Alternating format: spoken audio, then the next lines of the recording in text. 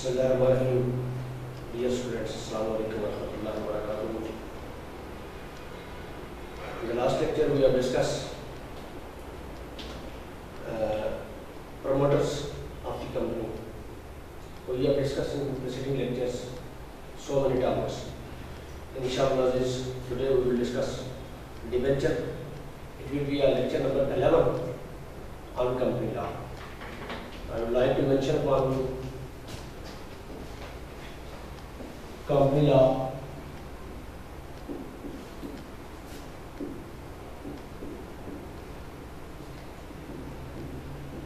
lecture number 11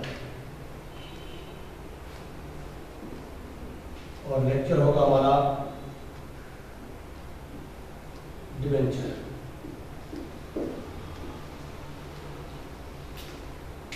जैसे मैंने आपके साथ पहले ये बात शेयर कर चुका हूँ कि कंपनी जो है वो अपना जो एसेट है, जो कैपिटल है, उसको राइज करती है शेयर के लिए, शेयर को सेल आउट करके या डिबेंचर इशू करके, या शेयर इशू करके या डिबेंचर इशू करके। ये भी आपको बता चुका हूँ कि शेयर अगर इशू करेगी तो जो बंदा शेयर परचेज करेगा, शेयर होल्डर होगा, वो कंपनी का टू द एक्सटेंट ऑफ इस शेयर मालिक बन जाएगा। लेकिन अगर डिबेंचर इशू करेगी तो डिबेंचर की सूरत में जो डिबेंचर होल्डर होगा वो कंपनी का शेयर होल्डर नहीं कहलाएगा, वो कंपनी का अपने हिस्से की हद तक मालिक नहीं करार पाएगा, वो कंपनी का क्रेडिटर होगा, कंपनी को उधार देने वाला ही नहीं होगा। उसने कंपनी को उधार दिया हुआ होगा, कर्ज दिया होगा, कंपनी उसकी कर्जदार होगी। तो वो ये जो डिबेंचर होता है, ये डॉक्यूमेंट होता है, ये document pertaining to the terms and condition agreed between the creditor and the company. ये मुश्तमिल होता है ऐसी शराइत पर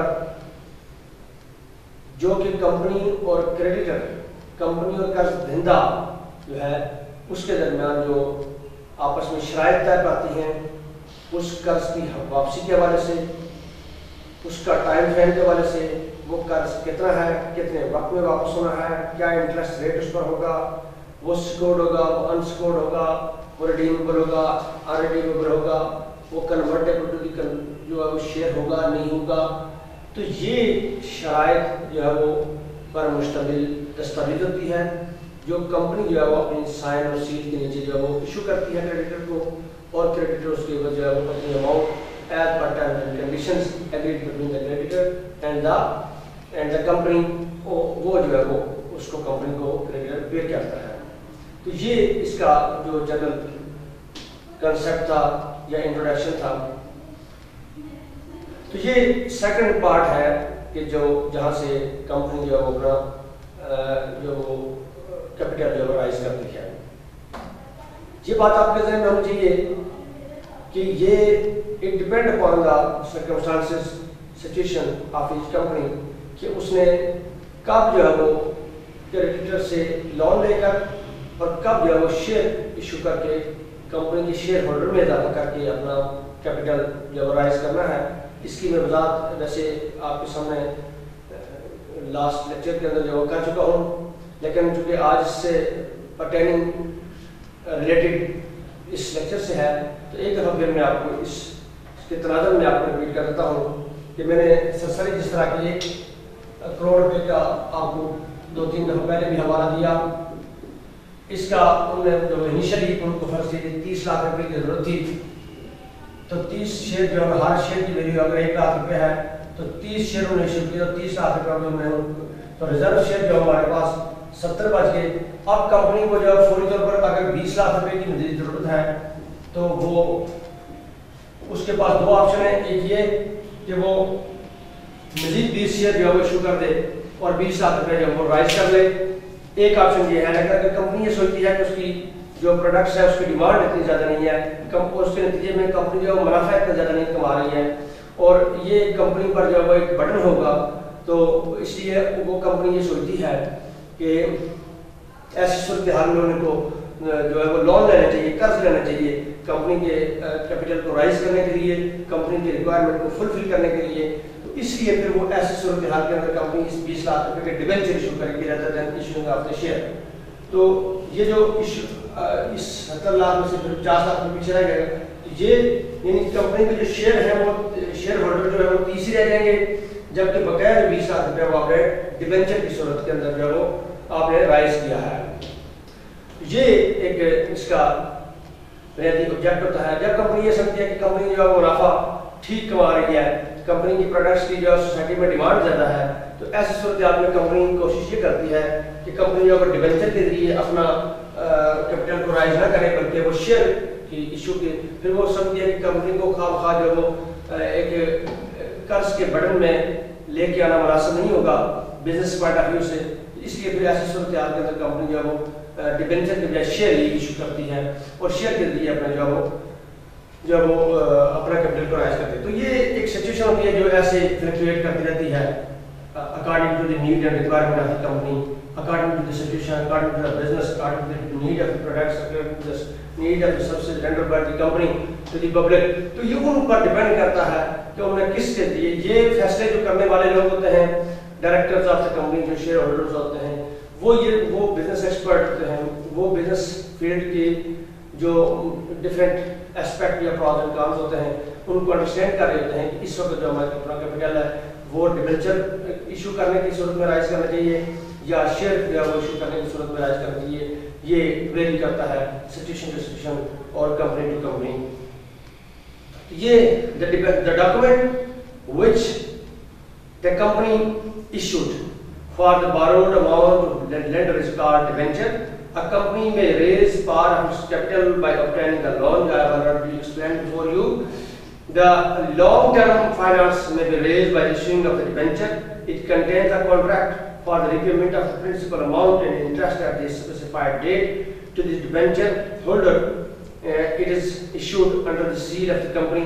I have already explained before you this aspect. This comes under the ambit of what is debenture.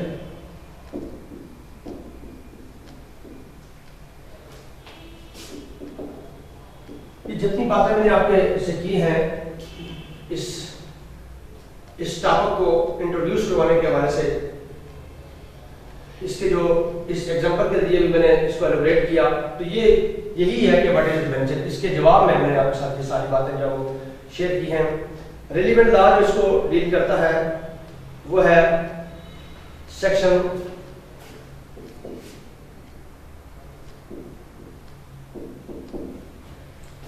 224 section 2 subsection 24 और फिर section 63 to 70 ये relates करता है आपके of company act 2070, of company act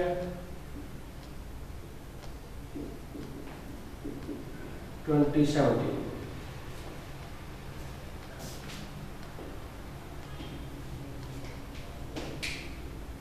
company act 2017 की सेक्शन 2 सबसेक्शन 24 जो है उसको डिफाइन करती है कि debenture includes the debenture stock, bonds, term, finance certificate और any other instrument of the company evident as a डेब्ट whether constituting a mortgage or charge on the assets of the company or not। तो ये इसकी definition है कि ये एक certificate है, ये उन टर्म्स एंड कंडीशन पर मुश्तमिल सर्टिफिकेट का as I have elaborated before you earlier in this instant lecture कि ये वो सर्टिफिकेट है जो एक एविडेंट है, एक सबूत है कंपनी और क्रेडिटर के दरमियान उस कर्ज की बाबत, उन शराइत की बाबत जो उन्होंने आपस में तय किए कर्ज की, और ये सिक्योरिटी है उसकी कर्ज की वापसी के हवाले से। तो ये आपको ध्यान में होना चाहिए कि ये इसकी डेफिनेशन है section 2 subsection 24 of the company act 2017 के नतीजे में। अब देखना यह है कि इसके जो कंटेंट्स हैं वो क्या है, कंटेंट्स ऑफ द डिबेंचर क्या है।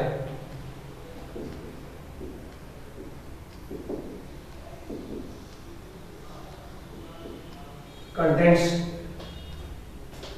दो पार्ट है इसके जी। पहला पार्ट है the body containing the bond and the charge. ये इस तरह का एक डॉक्यूमेंट है जो कि कंपनी अपनी साइन और सिग्नेचर और सील के नीचे जो है इशू करती है, और वो किस पर कंटेन होता है? Bond and the charge. Bond and यानी कि जो कंपनी पर अब चार्ज है उस क्रेडिटर की जानब से वो इसकी बॉडी, वो चार्ज जो है वो कैलकुलेट करती है, इसकी बॉडी में वो मेंशन है।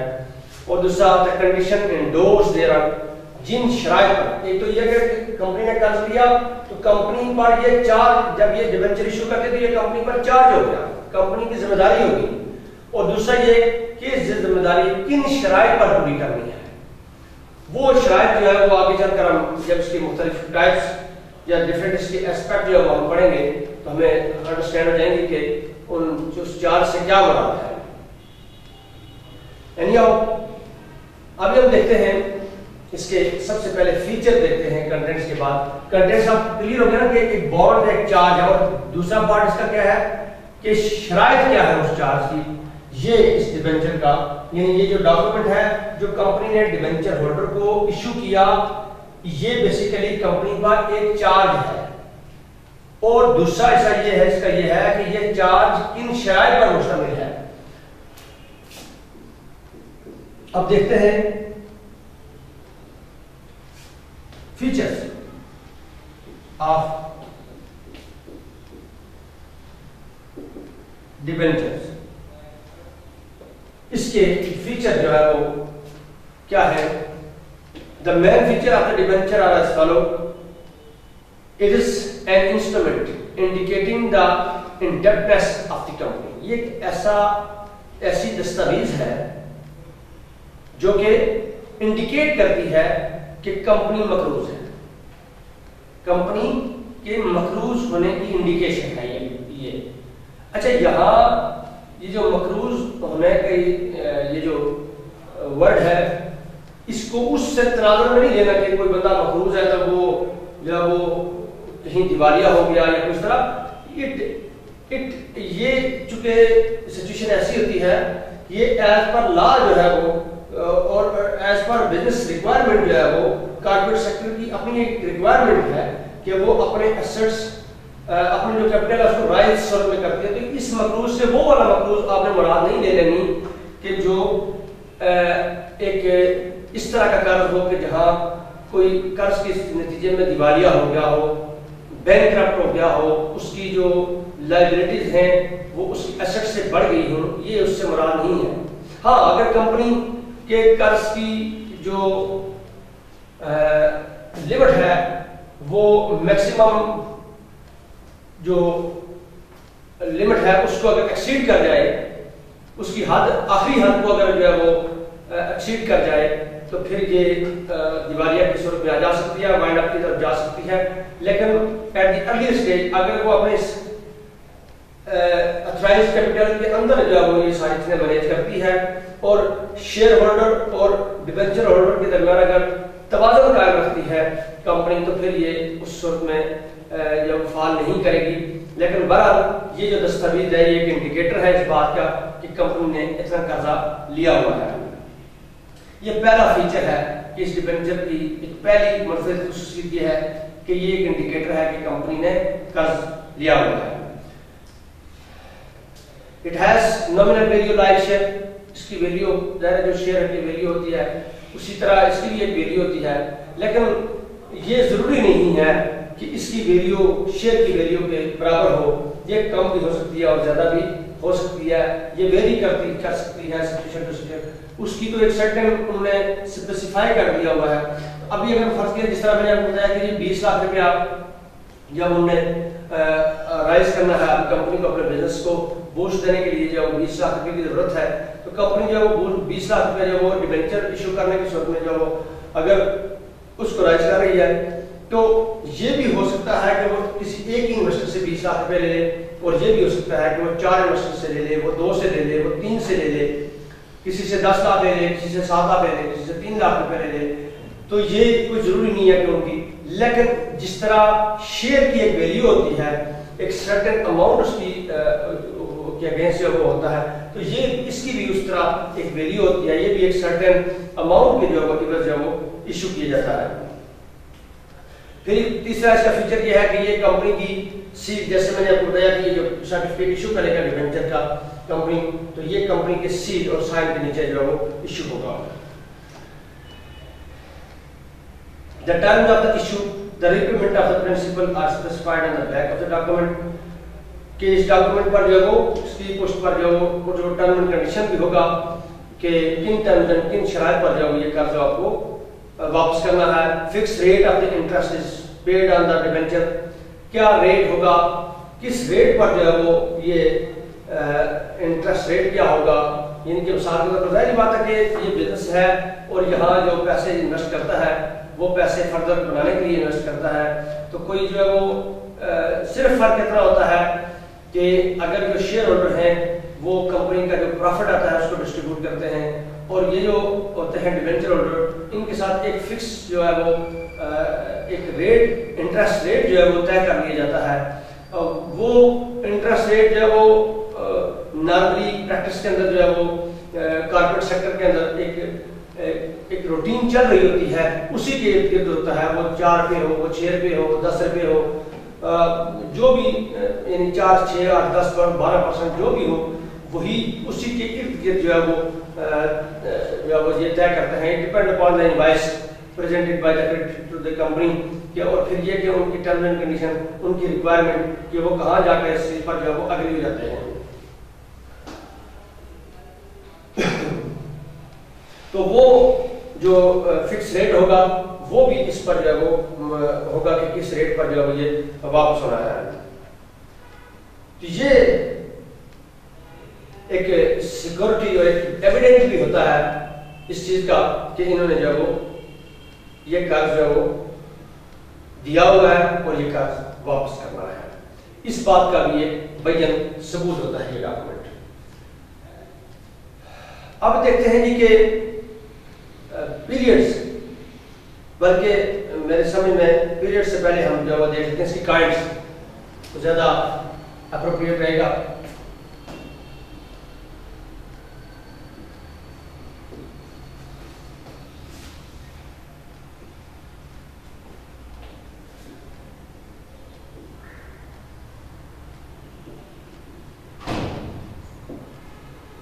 Kinds of debenture.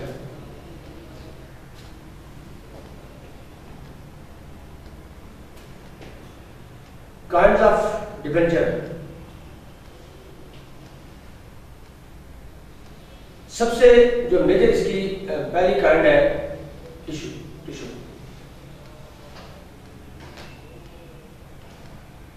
वह है सिक्योर्ड टिश्यू बेटा। पहली इसकी जो काइंड है वो है सिक्योर्ड डिबेंचर और फिर अनसिक्योर्ड डिबेंचर।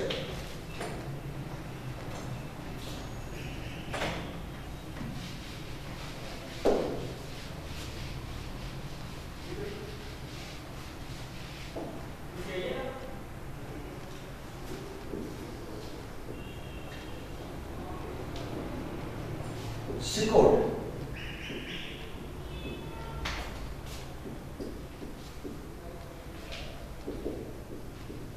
और फिर अनसिक्योर्ड।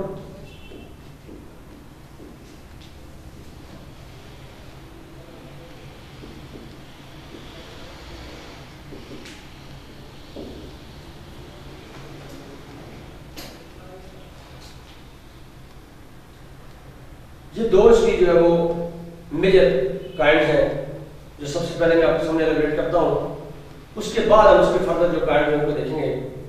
अगर आपको ज़हन में हो, गार्बन लेक्चर नंबर 2 या 3 में मैंने आपके साथ शेयर किया था कि जो साल्मन वर्सेस साल्मन केस था, उसके अंदर उसने जो डिबेंचर इशू किए थे वो कौन से इशू किए थे? उसने सिक्योर्ड डिबेंचर इशू किए थे और अनसिक्योर्ड डिबेंचर इशू किए थे। अब सिक्योर्ड डिबेंचर के बारे में लॉ ये है, कानून ये कहता है कि जब कंपनी जो है वो वाइंड अप की तरफ जाएगी, इन case of the wind up of the company, उस वक्त देखना ये होगा कि कंपनी के पास जब वो उसके एसेट्स करते हैं और उसकी लायबिलिटीज करती हैं, और जो उसके एसेट्स होंगे उसको सबसे पहले उन एसेट से इस सिक्योर्ड डिबेंचर को इंडेमनिफाई किया जाएगा।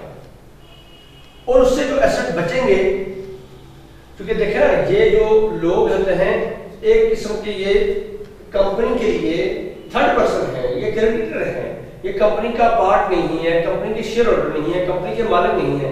तो ज़ाहिर इनका पहला राइट है, ये जो डिबेंचर होल्डर्स होते हैं जिनके पास डिबेंचर होता है, ये सर्टिफिकेट के उन्हें कंपनी को जो करना दिया हुआ है, तो उनको उनका ये पहला राइट है कि उनको उनका कर्जा जो है वापस किया जाए इन केस ऑफ वाइंडिंग अप, अगर कंपनी जो वो वाइंडिंग अप की तरफ जो जाती है। तो अभी लेकिन वाइंडिंग अप में भी सीक्वेंस या प्रायोरिटी जो होगी, सबसे पहले सिक्योर्ड डिबेंचर को इंडेमनिफाई किया जाएगा, फिर अनसिक्योर्ड को किया जाएगा। अब आपके जहन में ये बात होगी, ये क्वेश्चन जो आपके जहन में फितरी तौर पर बनाया जा सकता है कि जिस क्रेडिटर ने कंपनी के साथ डील किया और उसने अपने आप को सिक्योर्ड डिबेंचर जो वो के तौर पर डील किया और सिक्योर्ड डिबेंचर जो होल्डर बना, ये बात चलो समझ में आती है। लेकिन जिस क्रेडिटर ने अपना कर्ज जो है वो कंपनी को दिया और उसने अपने आप को अनसिक्योर्ड डिबेंचर जो है वो रखा, ये क्यों हुआ? यानी हर बंदा ये चाहता है, ये फितरी तकाज़ा है कि जो है वो जो पैसे हम इन्वेस्ट कर रहे हैं वो पैसे जो है वो उनका हमें तहफ़्फ़ुज़ हासिल हो। तो कंपनी को जो क्रेडिट कर्ज दे रहा है वो भी ये चाहता है कि उसको उसके पैसे को जो है वो तहफ़्फ़ुज़ हासिल हो।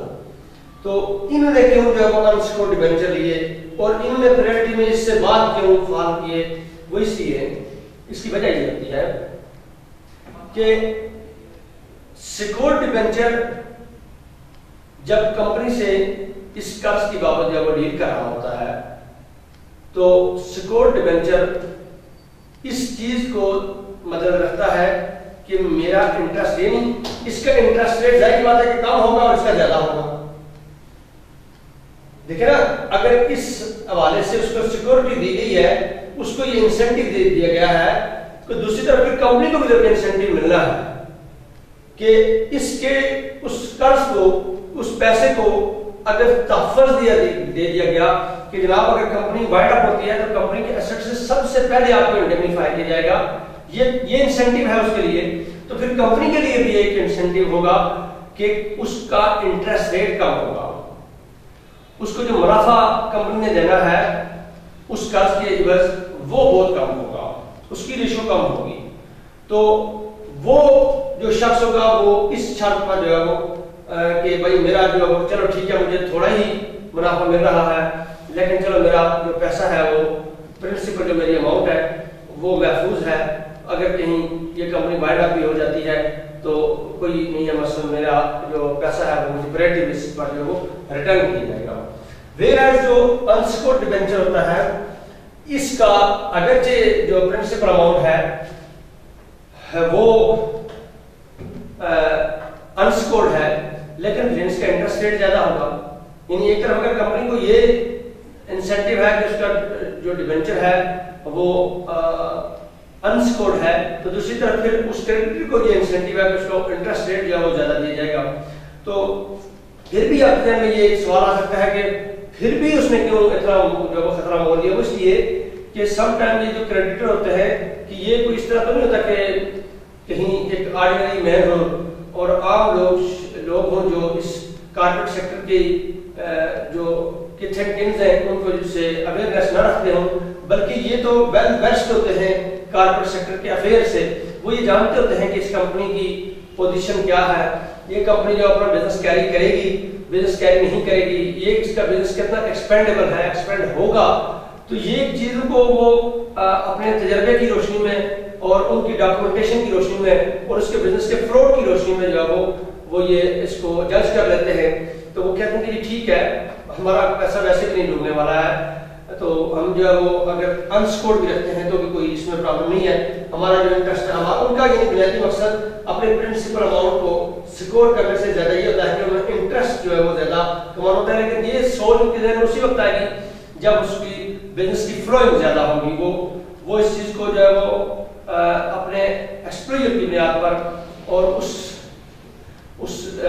कारपोरेट सेक्टर के तनादर में उसको ये फोर्स इन कर लेंगे कि भाई हाँ ये ठीक है, इसका आने वाला जो फ्यूचर है वो शानदार है, तो वो इस पर, तो ये वो सिचुएशन है कि जो क्रेडिटर और कंपनी आपस में जब एग्री करती हैं अपने टर्म एंड कंडीशन को जो तय करती हैं, तो वो इन सारी चीजों को तय कंपनी अपने लिहाज से सोचती है, क्रेडिटर अपने लिहाज से सोचता है, तो जहां वो एग्री कर जाते हैं तो वो उनको किया जाता है।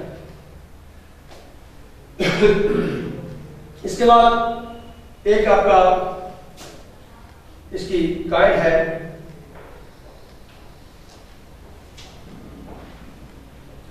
Convertible debenture.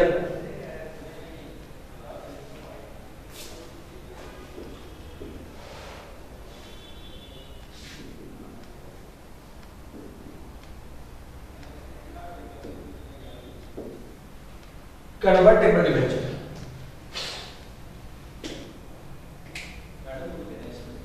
कन्वर्टेबल से मुराद कि अभी उसने जब कंपनी से को कर्ज दिया तो वो एक डिबेंचर था और कल जो है वो किसी वक्त किसी स्टेज पर वो ये समझते हैं, तो ये फिर उसी इंस्ट्रूमेंट के अंदर जो इंस्ट्रूमेंट इनिशियली वो आपस में एग्री करेंगे, यानी कि इसमें एक पार्टी जो है कौन कौन फ्रीगेन होंगे, कंपनी एंड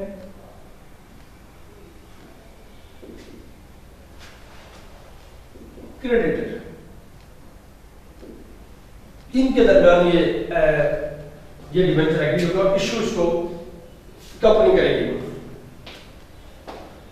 तो अगर वो उसमें ये टर्म एंड कंडीशन रख लेते हैं किसी स्टेज पर, अगर कंपनी भी इस चीज से एग्री करे और क्रेडिटर भी अगर इस चीज से एग्री करे, तो उनका जो डिबेंचर होगा, जो पैसा उन्हें दिया होगा, वो पैसा उनका शेयर में जो है वो कन्वर्ट कर दिया जाएगा और उनको क्रेडिटर के बजाय, डिबेंचर होल्डर के बजाय उनको जो है वो कंपनी का शेयर होल्डर जो बना दिया जाएगा। The debenture convertible into share are called convertible debenture. The holder of such debenture are allowed to convert their debenture into share within a specified period. एक खास लिमिट उन्होंने वक्त की जो है हमारे से रखी होती है कि जिस लिमिट के अंदर जो है वो उसको उसके शेयर डिबेंचर से जो शेयर में कन्वर्ट कर देते हैं। उसके बाद एक है कोलेटरल डिबेंचर। ये हम क्या पढ़ रहे हैं, ये बेसिकली ये काइंड्स ऑफ डिबेंचर पढ़ रहे हैं।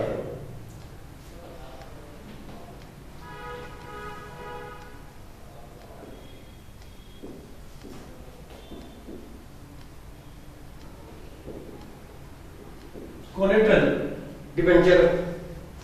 Collateral debenture are those debenture which are issued as an additional security to the bank against the borrowed money. ये एक इजाफी सिक्योरिटी है। बाद में देखिए ना, डबल सिक्योरिटी जो है वो आप मैं मिसाल दे देता हूँ आपको। आप एक ऑर्डिनरी पर्सन की हैसियत से अगर आप एक बैंक से कर्ज लेते हैं, तो आप जब वो बैंक को समटाइम जो वो सिंगल श्योरिटी फर्निश करते हैं, मिसाल के तौर पर आप अपनी कोई प्रॉपर्टी जो है वो उसमें मॉर्गेज कर लेते हैं और उस प्रॉपर्टी के एवज जो वो आपको कर्ज जो है वो मिलता है, तो ये भी एक श्योरिटी है, ये एक सिक्योरिटी है। वो जो प्रॉपर्टी आपने बेसिकली वो प्रॉपर्टी आपने कंपनी को सेल, बैंक को सेल तो नहीं की, आपने तो वो एक सिक्योरिटी के तौर पर उसके जो डॉक्यूमेंट्स है वो मॉर्गेज किए हैं। और अगर in case of your failure to return the debt in a specified stipulated period, तो बैंक इस बात पे इंटाइटल होगा कि उस प्रॉपर्टी को जो वो सेल करके उससे जो है वो अपना जो पैसा है उसको रिकवर करे। लेकिन सम टाइम जो बैंक है वो डबल श्योरिटी आपसे जो रिक्वायर करता है। मिसाल के तौर पर सम टाइम आपने अगर एक प्रॉपर्टी भी दी तो साथ जो है वो दो बंदों की गारंटी भी डाली। इन केस अगर आप वो प्रॉपर्टी कहीं आगे पीछे जाए, उसकी वैल्यू ना हो, फॉर सेल ना हो, उसमें कोई नुक्स निकल आए, तो जो दूसरी कोलेटरल जो श्योरिटी है, पर्सनल श्योरिटी आपने जो उनसे एग्जीक्यूट करवाई है, जिसको आप कर्जा बैंक दे रहा है, तो वो श्योरिटी भी फिर बैंक के सामने जो है लायबल होगा। और अगर उस प्रॉपर्टी से जो मॉर्गेज हुई थी उससे अगर वो पैसा पूरा ना हुआ, तो फिर दूसरी सूरत के अंदर जो है वो उस पैसा उससे पूरा करेंगे, उस छोटी से जो छोटी एग्जीक्यूट हुई, जो पर्सनल छोटी जो उस बंदे ने जो एग्जीक्यूट की। तो इसी तरीके से यहाँ भी कंपनी समटाइम जो उस डॉक्यूमेंट के साथ, उस डिबेंचर के साथ साथ एक इजाफी छोटी है, एक तो उसका बेसिकली ये जो डिबेंचर होता है, ये जो पीस ऑफ डॉक्यूमेंट जो कि कंपनी इशू करती है क्रेडिटर को, डिबेंचर होल्डर को, तो बेसिकली इसका जो चार्ज होता है वो किसी शख्स पर तो नहीं होता, उसका चार्ज कंपनी के एसेट्स पर होता है कि अगर in case of failure to return the principal amount to the creditor, तो ऐसी सूरत हाल के अंदर जो है वो कंपनी के जो एसेट्स होंगे वहां से इंडेमनीफाई किया जाएगा उस डिबेंचर होल्डर को। लेकिन सम टाइम जो है वो नेचर ऑफ सिचुएशन ऐसी होती है, सूरत हाल की का फितरी तकाजा ये होता है कि वहां एक कोलेटरल या क्रेडिटर इस चीज का तकाजा करता है, जो बैंक जो कर्ज दे रहा है कंपनी को, कि वो उसको डबल या कोलेटरल जो डिबेंचर है वो भी इशू करे, तो वो एक दीगर किसी प्रॉपर्टी की बाबत जो वो या दीगर किसी लायबिलिटी के अगेंस्ट जो वो उनको एक कोलेटरल डिबेंचर इशू करती है, तो इसको जो आप कहते हैं कोलेटरल डिबेंचर।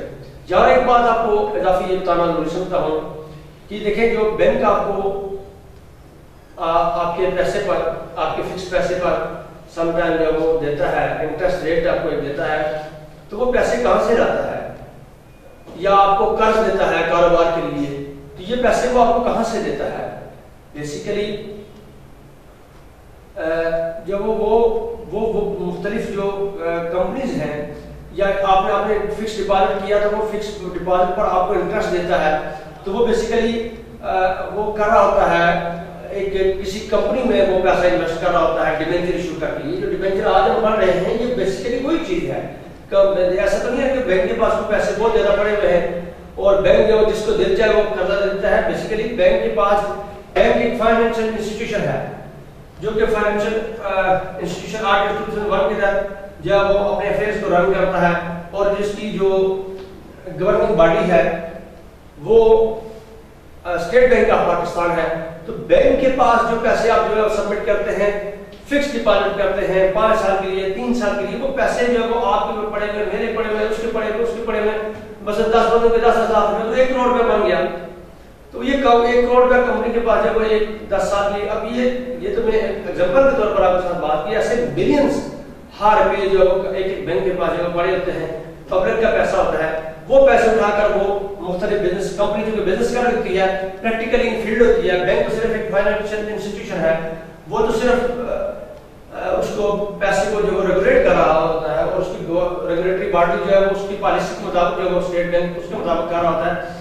लेकिन जो कंपनीज होती हैं ये तो प्रैक्टिकली जो फील्ड के अंदर बिजनेस कर रही होती हैं, ये तो मुख्तलिफ गुड्स की जो प्रोड्यूस कर रही होती है, मुख्तलिफ सर्विसेज को जो जनरेट कर रही होती हैं, और ये पब्लिक की जो रिक्वायरमेंट्स की गुड्स है वो मार्केट के अंदर जो फ्लोट कर रही होती है। तो इसको प्रैक्टिकली जो पैसे की जरूरत होती है, तो वो पैसा जैसे कि कंपनी ला बनाई इसलिए है क्योंकि इंडिविजुअली तो कोई शख्स है वो पैसा अपने तौर पर जो है कंपनी को तो रन नहीं कर सकता था, इसलिए उन्होंने इस तरीके से कहा कि कैपिटल जो है कैपिटल फिक्स किया जाए और उसके बाद जो कैपिटल जो राइज किया जाए, शेयर इशू करने की जरूरत नहीं है, डिबेंचर इशू करने।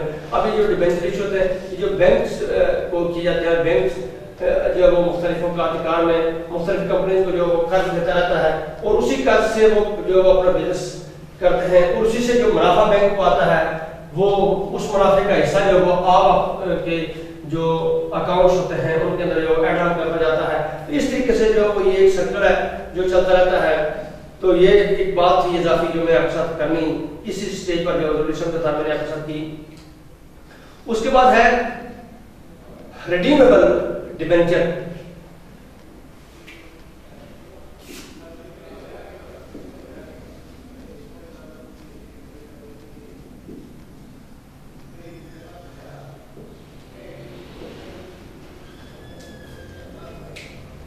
The debenture which are repayable after a certain period are called redeemable debenture. The interest on such debenture is paid periodically but the principal amount is return after fix period, यानी कि एक खास वक्त जो है वो fix किया जाए। अच्छा ये मैं आपको बताऊं थोड़ी सी इस हेडिंग से रिलेटेड बात है कि जो पैसा आप बैंक को देते हैं, देखें आपने अभी पार्ट 2 में आपने ट्रांसफर प्रॉपर्टी एक्ट यकीनन आपने पढ़ा होगा या पढ़ेंगे, उसके अंदर एक टॉपिक होगा मॉर्गेज। मुख्तलिफ उसकी इकसाम है मॉर्गेज की, यूज़रफैक्टरी है, कन्वर्टेड इनटू सेल वो है, कंडीशनल सेल मॉर्गेज है, और इस तरीके से जो है वो सिंपल मॉर्गेज है। ये 4, 5, 6 इकसाम उसके अंदर जो है वो फाल करती हैं। समटाइम ये होता है जी कि आपने जो प्रॉपर्टी मॉर्गेज की है तो आप उस प्रॉपर्टी के इवज एक जो प्रॉपर्टी है मूवेबल प्रॉपर्टी वो आप मॉर्गेज कर देते हैं। एक ये तय होता है जी कि अगर आपने ये प्रॉपर्टी एक सर्टेन पीरियड के अंदर जो है वो वापस ना की, अच्छा अगर आप कर दें, अगर वो जो अमाउंट है जो आपने कर्ज लिया है वो अगर आप रिटर्न कर दें, आप अपनी प्रॉपर्टी को क्या कराते हैं, रेन को फक रहन करवाते हैं आप, यानी रिडीम करवाते हैं, छुड़ाते हैं। यानी ये फर्ज की एक प्लॉट है, इस प्लॉट के डॉक्यूमेंट जाके आपने बैंक में सबमिट किए और उस सबमिट करने की सूरत में आपने कर्ज ले लिया। अब जब आप बैंक को ये पैसे वापस देते हैं तो इन डॉक्यूमेंट को आप रिडीम करवा लेते हैं। और इस तरह दौरानिए में अगर आपकी और बैंक के दरमियान कोई कॉन्ट्रैक्ट जो हुआ, जो कि होता है, मॉर्गेज डीड बनती है आपके दरमियान और वो रजिस्टर्ड हुई रजिस्ट्रार के पास जाकर आप एक दीगर जो डीड बनाएंगे उसको डी रजिस्टर करवा लेंगे, या दीगर डीड बनाएंगे जिसमें ये लिखेंगे कि इस प्रॉपर्टी से बैंक का बार उतर गया है, और फिर जाकर उसको रजिस्टर करवा लेंगे। उस जो पिछला डॉक्यूमेंट आपने बनाया था उसके हैसियत जो वो तो इस कैफियत का नाम है रिडीम करवाना। यानी जब आप बैंक को कर्ज देते हैं तो वो कर्ज जो है वो जब आप अदा कर चुके होते हैं तो जिस प्रॉपर्टी के अगेंस्ट, जिस प्रॉपर्टी को मॉर्गेज करके आपने उस प्रॉपर्टी को वागजार करवाना, वहां से छुड़वाना, इस पोजीशन का नाम है रिडीम। तो ये रिडीम जो है वो मैंने जैसे मॉर्गेज की आपको बता रहा था, तो अगर आपने एक सर्टेन पीरियड के अंदर जो वो पैसे वापस नहीं किए और आपकी नेचर या काइंड ऑफ जो डीड है या मॉर्गेज है वो है कंडीशनल सेल, तो आपकी वो जो प्रॉपर्टी है वो सेल तस्वर की, वो डीड जो वो सेल डीड तस्वर की जाएगी और आपकी प्रॉपर्टी ऑटोमेटिकली ट्रांसमिट हो जाएगी उस शख्स को जिससे आपको कर्जा दिया था। क्योंकि अपने कर्जा को देने में, वापस करने में डिफॉल्ट कर लिया है, तो इसलिए वो प्रॉपर्टी जो है वो वहां उसको जो है ट्रांसफर हो जाएगी। इसी तरीके से आपने यूज़रफैक्टरी मॉर्गेज जो है वो किया। यूज़रफैक्टरी मॉर्गेज में ये होता है कि मिसाल के तौर पर आपने प्लाजा है, आपको जो 10 करोड़ रुपए चाहिए था कर्ज जो है वो आपने वो प्लाजा जो है वो किसी शख्स को, और उस प्लाजा की मंथली इनकम जो वो 2.5 लाख रुपए 3 लाख रुपए जो थी, तो आपने जो वो उसको ये कहा कि ये 3 लाख रुपया 2-3 सूरतें हो सकती हैं। एक ये कहा आपने जी कि ये 3 लाख रुपया आप जो वो मंथली जो किराया आ रहा है, ये आपने जो 10 करोड़ रुपया आपने मुझे कर्ज दिया इसमें से कटौती होता रहेगा, और जिस वक्त मैं आपको वापस करूंगा तो जो अमाउंट आपको वापस बाकी रहती होगी तो वो मैं 1 गो में आपको देकर या 2 गो में आपको देकर इसको रिडीम करवा लूंगा। एक ये सूरत होती है। एक ये सूरत होती है कि ये कर्जा आप खाते रहें, ये जो किराया है ये आप लेते रहें, ये आपका होगा, और जिस वक्त तक मैं आपको पैसे प्रिंसिपल अमाउंट आपकी 10 करोड़ का वापस नहीं करता, उस वक्त तक जो है वो ये आप ये जो पैसा है इसको आप यूटिलाइज करते रहे। एक ये होता है कि पार्टली आप उसको मुनाफे के तौर पर ये जो किराए के अंदर मतलब पैसा आ रहा है 3 लाख रुपया, इसका 1.5 लाख रुपया आप जब उस प्रिंसिपल अमाउंट से डिडक्ट करते हैं और 1.5 लाख रुपया आप जब इंटरेस्ट के तौर पर जब लेते हैं, तो ये मुख्तलिफ सूरतों में जब ये एग्रीमेंट जब वो एग्जीक्यूट होते हैं, मुख्तलिफ सूरतें इसकी जब वो निकलती हैं, तो जो भी होती है जब वो चीज जो वो इंडेमिफाई हो जाए, वो चार्ज जो है वो डिस्चार्ज हो जाए, वो लायबिलिटी जो है वो फुलफिल हो जाए, वो कमिटमेंट जो है वो पूरी हो जाए, वो पेमेंट जो है वो रिटर्न हो जाए, वो पेड हो जाए, तो उस सूरत में वो रिडीम करवाया जाता है। तो यहाँ पर रिडीमेबल डिबेंचर से मुराद भी यही है। जो अच्छा एक चीज और आपको बतानी जरूरी है कि 3 चीजें आप सिक्योरिटी में नॉर्मली जो एग्जीक्यूट करते हैं सिक्योरिटी फंड। एक ये कि अगर आपकी मूवेबल प्रॉपर्टी है, जैसे आपकी कोई गोल्ड रिंग है, तो आप जो है वो रिंग जो है वो किसी को प्लेज करेंगे, और ये जो प्लेज का लॉ ये कॉन्ट्रैक्ट एक्ट के अंदर जो है वो मौजूद है। 1872 उसके तहत जो आप ये प्लेज करते हैं, इसको प्लेज कहेंगे। और अगर आप इमूवेबल प्रॉपर्टी कर रहे हैं तो फिर आपकी वो मॉर्गेज होगी जो कि ट्रांसफर प्रॉपर्टी एक्ट के तहत होगी। और अगर आप जो वो सिक्योरिटी फॉर डेट के तौर पर डिबेंचर इशू करें तो ये डिबेंचर जो है वो एक ऑर्डिनरी पर्सन जो है वो एक आम नेचुरल जो पर्सन होता है, जिस तरह आप या मैं हूं, हमारे सिग्नेचर से इशू नहीं हो सकती है, ये कंपनी के सील से इशू हो सकती है। ये सर्टिफिकेट सिर्फ जो है कंपनी इशू कर सकती है। अगर हमने किसी से करना रहना तो हम जो प्रॉपर्टी मॉर्गेज करेंगे या कोई अपनी मूवेबल प्रॉपर्टी प्लेज करेंगे। लेकिन अगर बैंक ने अगर कंपनी ने ये कर देना होगा तो वो एक सर्टिफिकेट इशू करेगी और सर्टिफिकेट इस बात का बयान सबूत होगा कि वो बेसिकली उस प्रॉपर्टी का उस कंपनी के एसेट्स पर एक लायबिलिटी है उसकी क्रेडिटर की कि जो उन्होंने उसने कर लिया उसकी वापसी के हवाले से। तो रिडीमेबल डिबेंचर से मुराद ये है कि the debenture which are repayable after a certain period are called redeemable debenture, यानी कि एक सर्टेन पीरियड उनके दरमियान उस सर्टिफिकेट के अंदर तय हो गया इस टाइम पर जो वो ये पैसे वापस हो। और the interest on such debenture is paid periodically, जो उस पर इंटरेस्ट रेट होगा, जो उस डिबेंचर पर मुनाफा होगा वो पीरियडिकली जो है वो पीरियडिकली मंथली भी हो सकता है, वीकली भी हो सकता है, एनुअली भी हो सकता है, 6 मंथ भी हो सकता है, 3 मंथ आफ्टर एवरी 3 मंथ भी हो सकता है। It depend upon the terms and condition agreed between the creditor and the company. लेकिन वो उनको जो इंटरेस्ट रेट है वो पीरियडिकली अदा करना होगा और जो प्रिंसिपल अमाउंट है वो आपको वन गो में जो सर्टेन स्पेसिफाइड स्टिपुलेटेड पीरियड है जो सर्टिफिकेट के दरमियान में जो उनके दरमियान एग्री हुआ उस पीरियड की रोशनी में जो वो उनको अदा करना होगा। तो जब अदा हो जाएगा उसके बाद जो वो रिडीम जो हो जाएगा, वो चार्ज रिडीम होगा। बेसिकली वो सर्टिफिकेट जो कंपनी विड्रॉ कर लेगी उस सर्टिफिकेट की पोजीशन उस हैसियत खत्म हो जाएगी, वो वापस हो गया। अब जो वो क्रेडिटर डिबेंचर की बुनियाद पर कंपनी के खिलाफ वो कार्रवाई नहीं कर सकता क्योंकि कंपनी ने जो उसे कर दिया था वो उनको वापस कर दिया, लिहाजा वो रिडीम हो गया। इसके बाद आगे जी मॉर्गेज डिबेंचर। जल्दी से ये कार्ड्स को कंक्लूड करते हैं क्योंकि इसके बाद हमें इसकी रेमेडीज को भी देखना है कि डिबेंचर होल्डर के पास क्या रेमेडीज होती हैं। Mortgage debenture is one which is secured by the mortgage on the real property of the company. If the company fails to repay the borrowed amount at the specified period, the debenture holder has a right to sell the property and recover the loan. As I have already been told you, as the company is an artificial person, as the company is independent from its shareholder, as the company has its own property, as the company can be sued at its own name as its independent position is a person in the eye of law, so is as its own legal entity, as its own independent legal entity, as the company is independent from its shareholders. तो जब ये खुद एक entity है, खुद एक उसकी अपनी एक आजाद हैसियत है तो फिर और उसको अपने नाम से दावा किया जा सकता है, वो अपने नाम से किसी को दावा कर सकती है, तो फिर कंपनी के जो एसेट्स हैं वो भी कंपनी के एसेट्स हैं, ना कि शेयर होल्डर के एसेट्स हैं। तो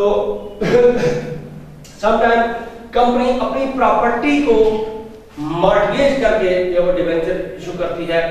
कंपनी की प्रॉपर्टी जैसे आपको पता है उसका जो प्रोडक्ट्स हो सकती है, उसकी मशीनरी हो सकती है, उसके जो उसकी ऑफिस है वो हो सकते हैं, उसकी प्रेमिसेस हो सकती है, जो उसने एक्वायर्ड जो उसकी लैंड है, जो उसने अपना ये कंपनी का ऑफिस वगैरह कायम किए हुए हैं वो हो सकते हैं। तो कोई भी जो एसेट है, ये तो मैंने एक दो चीजें गिनी, कोई भी जो चीज जो कंपनी का एसेट हो सकता है दैट वुड बी मॉर्गेज और in such situation that mortgage will be called mortgage debenture.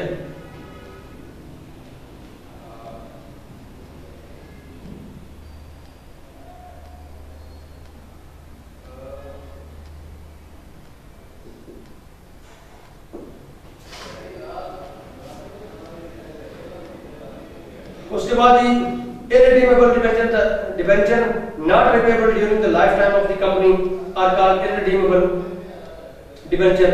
Irredeemable debenture are repayable either at the winding up of the company or on any default.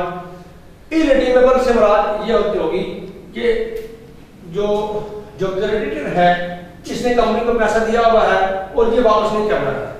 आप ये जहन में सवाल आता होगा कि वापस नहीं करना है तो क्या अपराध है।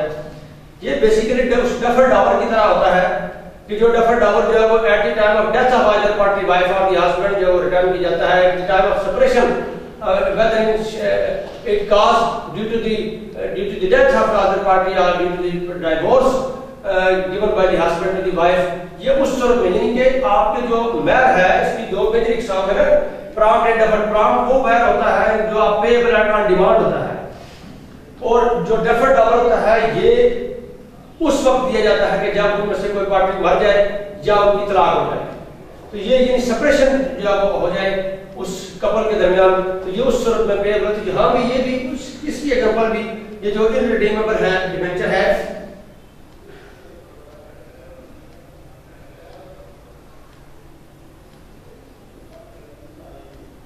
इसकी भी मिसाल उसकी है कि ये वापस नहीं करना होता। बस ये कंपनी को इस क्रेडिटर ने पैसे दे दिए और उसका मुनाफा ले जा रहा है।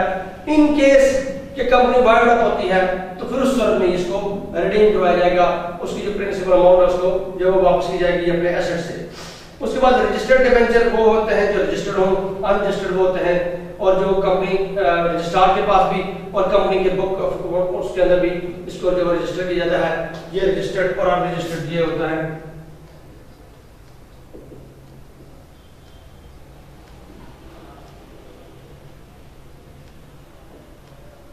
तो ये थी कंपनी की different kinds which we have discussed in detail with you। इसके बाद हम देखेंगे कि कंपनी के ये जो डिबेंचर होल्डर होते हैं इनको क्या रेमेडी आ सकते हैं।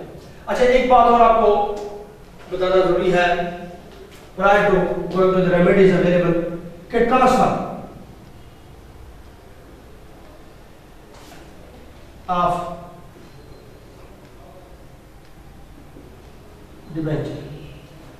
डिबेंचर बेसिकली ट्रांसफरेबल प्रॉपर्टी है। आप मिसाल के तौर पर जी अभी बैंक ने जो कर्ज दिया नेस्ले कंपनी को जी 10 मिलियन का कर्ज किया, तो 10 साल बाद या 2 साल बाद या 6 माह बाद अभी बैंक ये समझता है कि ये जो वो मैं उसके और मुस्लिम कमर्शियल बैंक के दरमियान कोई ऐसी डील हो जाती है तो वो जो कि उसका एसेट है वो 10 मिलियन रुपीस जो कि अभी बैंक ने नेस्ले की कंपनी को दिए, तो वो बेसिकली अभी बैंक का एक एसेट है। वो जो सर्टिफिकेट नेस्ले की कंपनी ने अभी बैंक को इशू किया है वो सर्टिफिकेट वो उसकी प्रॉपर्टी है। तो वो अगर इन शेयर के अगर उसका मीनवाइल कोई मुस्लिम कमर्शियल बैंक से अनलेस के वो अनट्रांसफरेबल रखा हुआ हो, अनलेस की कंपनी के उसके दरमियान कोई कंडीशन ऐसी हो कि ये ट्रांसफर नहीं किया जा सकता, वो एक अलग सूरत है। लेकिन नॉर्मली या जनरली वो ट्रांसफरेबल होता है। तो उसका अगर एमसीबी के साथ कोई ऐसा मामला होता है तो वो किसी भी डील के अंदर उसको उसके नतीजे में अपने प्रॉपर्टी के तौर पर उसको ट्रांसफर कर सकता है। लेकिन ऐसी सूरत हाल के अंदर कंपनी को बताना होता है, कंपनी के अंदर फॉर्मली एप्लीकेशन देनी होती है। वो एप्लीकेशन जो अभी बैंक भी दे सकता है, मुस्लिम कमर्शियल बैंक भी दे सकता है, एमसीबी भी दे सकता है और उस में अकॉर्डिंगली उनके प्रॉब्लम का उनके फैक्शन के सर्कमस्टेंस को नजर रख के जब वो इस तरीके से जैसे मैंने आपको प्रोसीजर बताया था ट्रांसफर ऑफ शेयर का, लेकिन इससे थोड़ा सा ये इजी होता है और इतनी कॉम्प्लिकेशन इसमें नहीं होती। लेकिन अब जो जिसको ट्रांसफर होगा तो वो भी इस डिबेंचर का ऐसे ही होल्डर है, ऐसे ही मालिक है, ऐसी ही उसकी ये प्रॉपर्टी है जैसे ये मुस्लिम कमर्शियल बैंक से पहले जो वो ये हबीब बैंक की प्रॉपर्टी थी। तो ये इसको इस तरीके से जो वो कंसीडर की जाएगा, देखा जाएगा कि ये ट्रांसफरेबल प्रॉपर्टी है। लास्ट पॉइंट है आपका जी रेमेडीज। ये जो डिबेंचर होल्डर होते हैं इनको क्या रेमेडीज जो वो हासिल है। A debenture holder who wants to realize this security and get his money back may use of और or of any of the following remedies, यानी अगर कोई बंदा ये चाहता है कि मैं अपनी जो पैसे हैं वो वापस ले लूं बैंक से, उससे कंपनी से, तो उस सूरत में उसको क्या क्या रेमेडीज है। एक तो ये सूरत है, दूसरा ये सूरत है कि कंपनी अगर कोई ऐसा काम करती है जो कि इलीगल है, और तो उस सूरत में जो वो भी कंपनी के जो डिबेंचर होल्डर होते हैं उनको रेमेडीज हासिल होती हैं, क्योंकि उनका इसमें एक स्टेक होता है, एक उनका लीन होता है कंपनी पर, एक इंटरेस्ट उनका इसमें इन्वॉल्व होता है। तो कंपनी अगर कोई ऐसा काम करती है जो कि कंपनी एक्ट 2017 के मुतजाद है, जिसके नतीजे में कंपनी बाउंड अप हो सकती है, कंपनी जो है वो उसका बिजनेस जो है फ्लॉप हो सकता है, उसके नतीजे में जो डिबेंचर होल्डर है उनको लॉस हो सकता है, तो वो भी उस चीज को भी नोटिफाई कर सकते हैं, उस चीज को भी जो परसू कर सकते हैं before the competent authority that is stock exchange commission of Pakistan. ये भी एक रेमेडी उसको वसीला के तरतीब से हम उसको देखते हैं। Debenture holder action, debenture holder may sue on behalf of himself and the other debenture holder to obtain a payment or any enforce a security of sale. The court may appoint a receiver in the mortgage if necessary, and the purpose of the running of the business of the company declare the debenture to be charged on the basis of the company and to direct inquiry to who are the debenture holder and the holder of the sale of the property।